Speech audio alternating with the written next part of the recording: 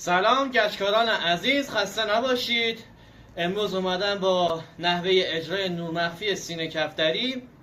توی این آموزش 4 تا نکته کلیدی و مهم هست که تو قسمت‌های مختلف ویدیو گفتمشون.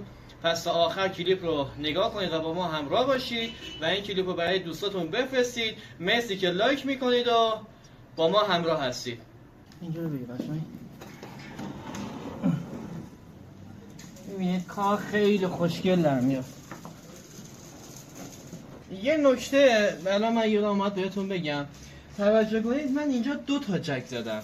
حالا میتونید یه 2 تا جک رو بزنید زیر شمشه یا نه مثل اونور یه جک بزنید پشت شمشه. این دلیلش اینه زمانی که شما کشو میندازین، اگر که دست مثلا حالا من دست راستم اگر که فشار زیاد بدن به شمشه، دیگه شمشه به هیچ عنوان عقب نمیره. دوستان توجه کنید، ما کلا کارامون با تراز لیزری انجام میشه. سقفمون با تراز لیزری میره، همونجور که مشاهده میکنید کروممون مشخصه، یعنی کار باید به این صورت دقیق باشه. بعد این لبه ها رو بایستی لیزر بزنید. حالا اگر که زیر کارتون یعنی رابیز کارتون کارش خوب انجام نشده، دقیق انجام نشده، شما لیزر رو بزنید. از این لبه نور مخفیمون، از لبه رابیز میلیه 1 سانتی میایم جلو، از اون برم 1 سانتی میایم جلو. بعد شمشه میذاریم، اول اینو نبش میکنیم به این صورت. توجه کنید این رو بگید. میبینید ما لقمه گذاشتیم با لیزر این کار رو انجام دادیم. بعد اینو نبش گرفتیم. بعد از اینکه اینو نبش میگیریم میایم دوباره این لقمه ها رو ما انجام میدیم با لیزر، یعنی کلا تخت بیفته کارامون، میل نزنه.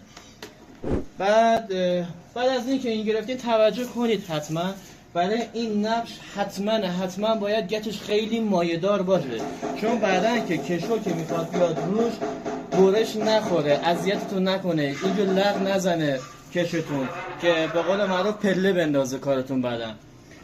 بعد که این کار رو انجام دادیم یه لحظه اینجا رو بگی، میایم شمشه میذاریم زیر کارمون. میتونید نگاه کنید.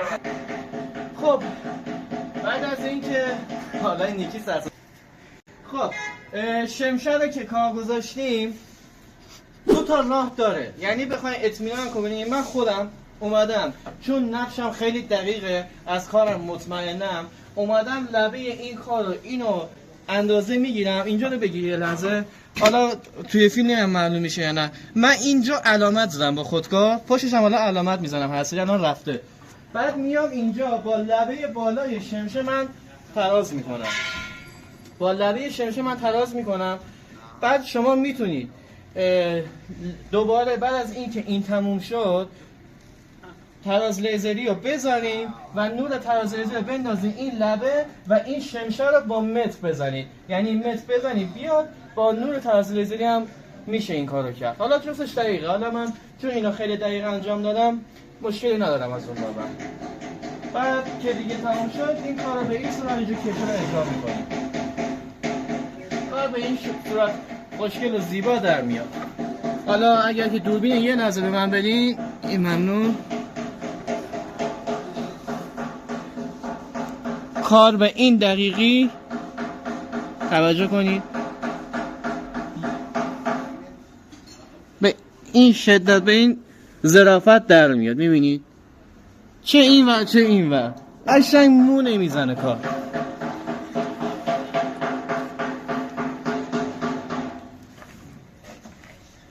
حالا نحوه کشش هم خدمتتون فیلم میگیرم. ممنون دوستان. اومدیم حالا ادامه کار بزنیم. اینجا هم دوربین نگه دارین، اینجا رو نگاه کنید.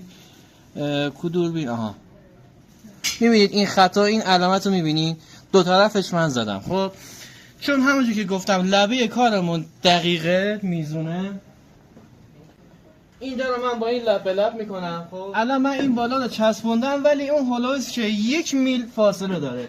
من جکمو این شمشه رو میارم، الان میبینید لب با لب شمشه است. خب حالا دوربین رو از همین زاویه بچرخون،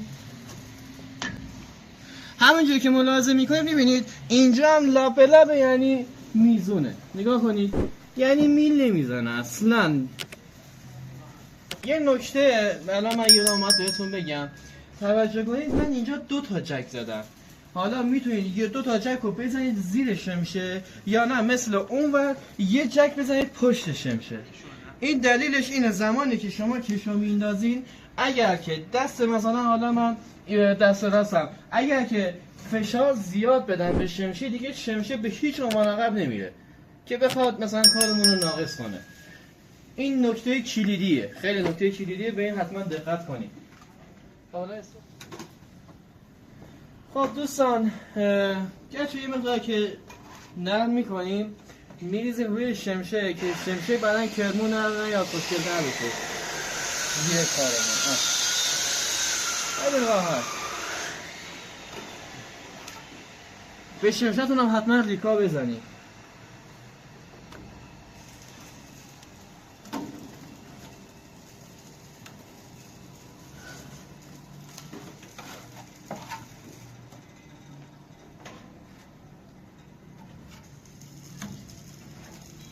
خب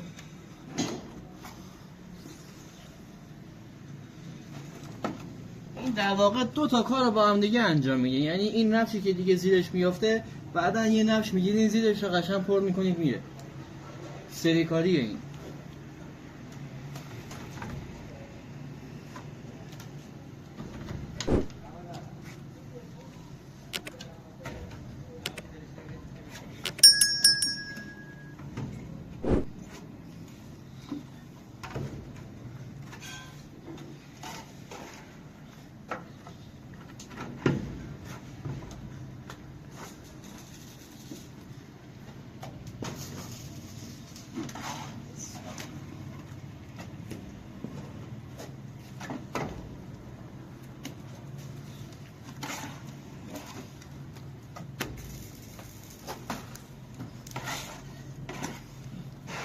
بچه اینجوری قشنگ میندازیم توی مرحله اول.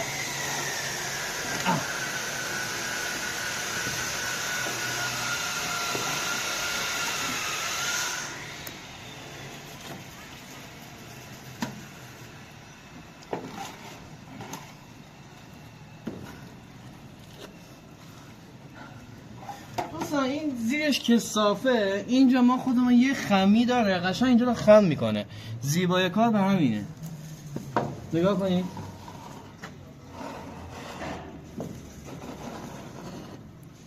یه لحظه این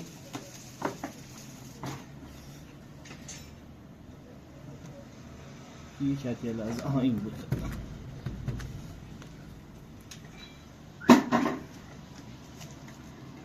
توجه کنید اینجا رو حتما نگاه کنید، ببینید قشنگ بخوابه رو کار، قشنگ اینجوری نشه رو کار. از پایین چفت شمشه، از بالا باید بچسبه به چفتمون به این صورت.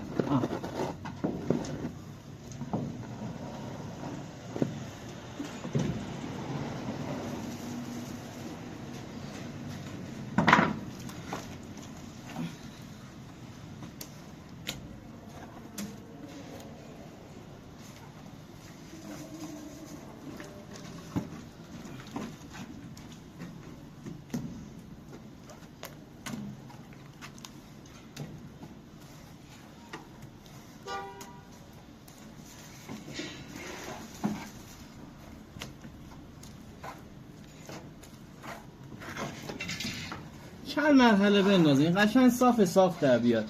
شما زمانی که مرحله اولیه رو بتونید صاف و میزون رو دقیق در بیارین، بعدا سفید کار که سفید میکنه، گشت‌کاری میکنه، کار اون زیبا میشه. یعنی در اصل باید زیرسازی درست باشه که سفید خوشگل در بیاد. اگر که سفید خوشگله پس بدونید که زیرسازیش مهم کار شده.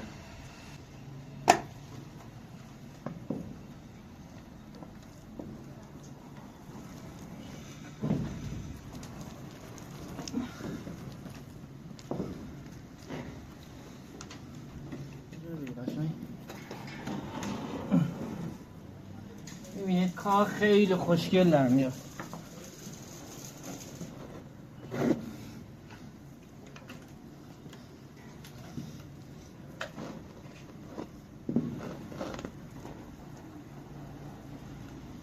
ای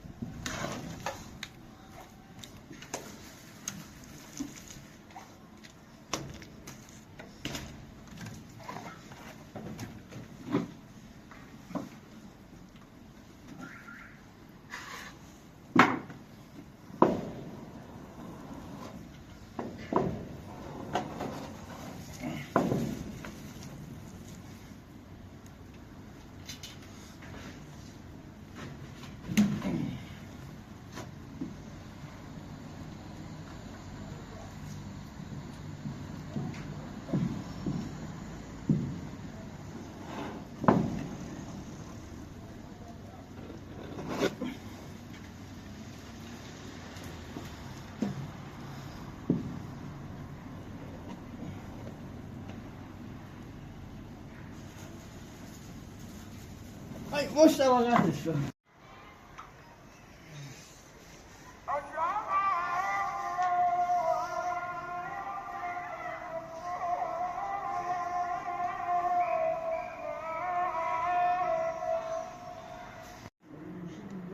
اینم اتمام کار.